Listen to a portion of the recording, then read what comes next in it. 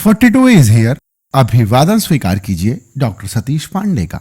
इसमें कोई संदेह नहीं है कि ओमेगा 3 हमारे स्वास्थ्य के लिए बहुत ही फायदेमंद होता है और इसे प्राप्त करने का सबसे अच्छा विकल्प जो हमें पता है वो है फिश ऑयल।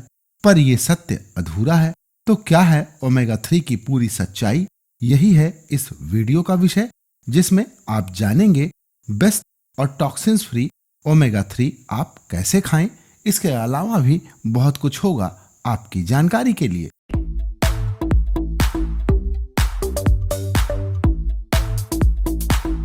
ओमेगा 3 के जितने भी ब्रांड आज भारतीय बाजार में उपलब्ध हैं, उनमें प्रमुखता से फिश ऑयल मिला हुआ है। फिश ऑयल के निर्माण का विज्ञान बहुत ही कॉम्प्लेक्स है। फिश ऑयल का निर्माण साल्मन, हेरिंग, टूना, मार्केल और सार्डिन जैसी ऑयली मछलियों को क्रश करके निकाला जाता है। क्रशिंग के समय फिश ऑयल ऑक्सीजन के संपर्क में जब आता है तो यह फिश ऑयल रेंसिड यानी दुर्गंध युक्त या बासी हो जाता है और इस प्रक्रिया में फिश ऑयल ऑक्सीडाइज भी हो जाता है और इसमें ऑक्सीडाइज लिपिड का निर्माण होता है। लिपिड हमारे शरीर के लिए बहुत ही महत्वपूर्ण होते हैं। ये हमारी कोशिकाओं के बिल्डिंग ब्लॉक्स होते हैं, लेकिन जब यही लिपिड ऑक्सीडाइज हो जाते हैं तो ये फायदे की जगह नुकसान कर सकते हैं।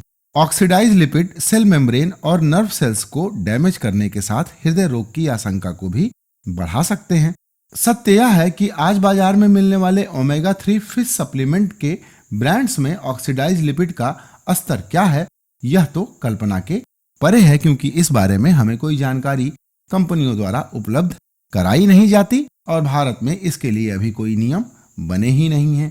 2002 में फिश ऑयल उद्योग ने स्वेच्छा से फिश ऑयल में 25% ऑक्सीडाइज लिपिड के स्तर को मानक निर्धारित किया था। International voluntary safety recommendation for total oxidation value, जिसे टोटॉक्स भी कहा गया, और दुनिया में आज भी किसी देश ने ऑक्सीडाइज लिपिड की न्यूनतम और अधिकतम सीमा निर्धारित नहीं की है। 2015 में न्यूजीलैंड में हुए एक अध्ययन के अनुसार 83% फिश ऑयल ब्रांड में ऑक्सीडाइज लिपिड की मात्रा उद्योगों द्वारा जो निर्धारित उससे कहीं ज्यादा लगभग दोगुना पाई गई।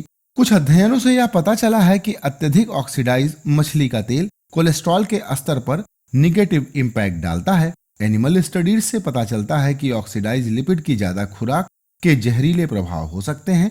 इसके अलावा ये तो सभी को पता है कि बासी तेल यानी रैंसिड ऑयल ताजा मछली के तेल की तुलना में कम फायदेमंद होता है।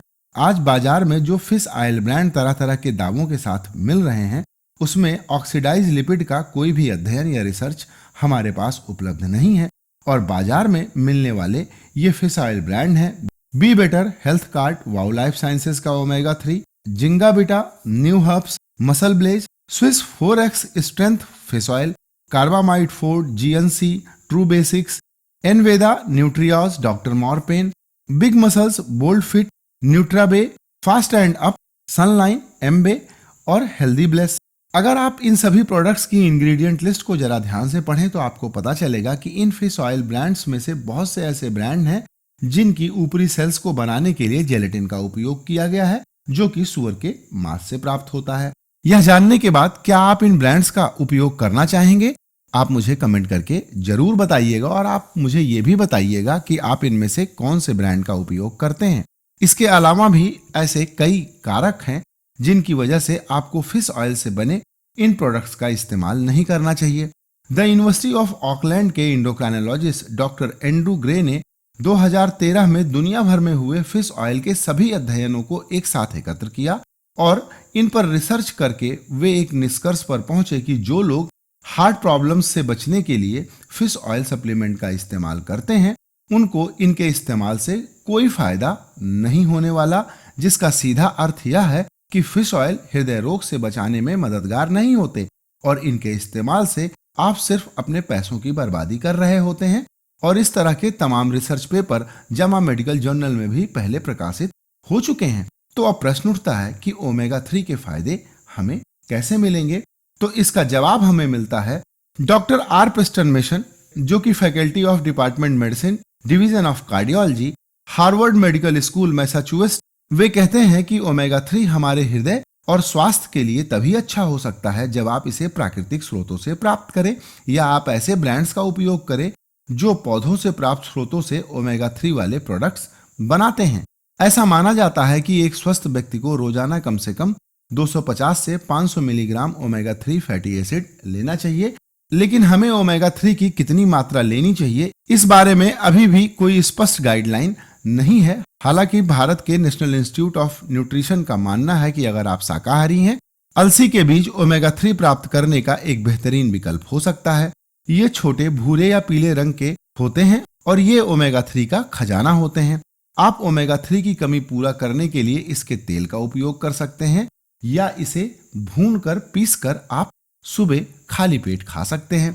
अलसी से फाइबर, मैग्नीशियम के साथ अन्य पोषक तत्व भी आपको मिल जाएंगे। एक चम्मच यानी 10 ग्राम अलसी के बीज में 2350 मिलीग्राम ओमेगा 3 पाया जाता है। इसके अलावा आप चिया के बीज से भी ओमेगा 3 प्राकृतिक स्रोतों से प्राप्त कर सकते हैं। चिया के बीज में ओमेगा 3 के अलावा मैग्नीज, सेलेनियम, मैग्नीशियम और कुछ अन्य पोषक तत्व भी पाए जाते हैं।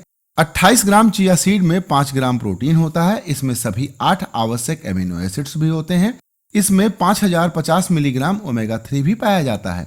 इसके अलावा आप ओमेगा 3 के लिए अखरोट का भी सेवन कर सकते हैं। अखरोट बहुत ही पौष्टिक होते हैं और ये फाइबर से भरपूर होते हैं।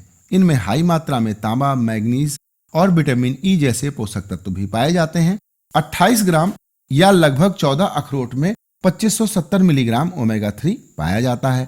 इसके अलावा आप सोयाबीन का भी सेवन कर सकते हैं। यूएसडीए के अनुसार सोयाबीन फाइबर और प्लांट प्रोटीन का तो अच्छा स्रोत है ही, साथ ही इसमें राइबोफ्लोविन, फोलेट, विटामिन के, मैग्नीशियम और पोटेशियम सहित अन्य पोषक तत्व भी पाए जाते हैं। सोयाबीन में ओमेगा 6 फैटी एसिड भी बहुत अधिक होता है। आधा कप यानी 47 ग्राम सूखे या भुने हुए सोयाबीन में 670 मिलीग्राम ओमेगा 3 होता है। तो इन प्राकृतिक स्रोतों से आप अपनी ओमेगा 3 की जरूरत आसानी से और कम पैसे में पूरी कर सकते हैं। हालांकि ओमेगा 3 कई सारी मछलियों में भी पाया जाता है, लेकिन मछलियों के मांस में हैवी मेटल कंटामिनेशन की संभावना अत्यधिक होती है। इसीलिए मैं पौधों से ही ओमेगा 3 लेने की आपको सलाह देता हूं।